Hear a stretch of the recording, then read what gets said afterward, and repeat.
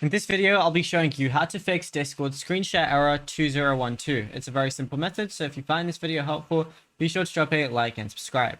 Now, the first thing you want to do is force hardware acceleration on the video engine. So all you want to do is open up Discord, then go over to the bottom right where it has your user settings icon, scroll down the left sidebar tree until you find advanced or voice and video depending on your client layout. So if you don't see advanced anymore, maybe you used to, just go over to voice and video.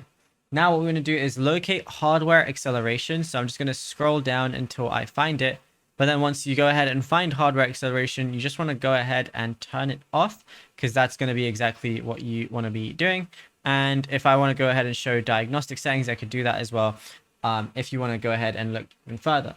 The next thing you want to do is purge Discord's corrupted GPU and code cache. So we're going to close Discord entirely, then press Windows key and R, then type in percentage app data percentage like so, then go ahead and click on it, and then you want to basically find a directory labeled Discord. So just go ahead to D, find it, and then find and permanently delete these three specific folder blocks. So once you're inside it, go ahead and delete cache, code cache, and then also GPU cache. So these three folders you just want to go ahead and delete like so, and then press skip. Obviously you want to make sure Discord's completely closed, so what we're going to do, it's going to right click this and then just end the task completely, and then just press skip if you have to, and then everything is going to be deleted, and then that's it. You'll be good to go. Now, if you found this video helpful, be sure to drop a like and subscribe.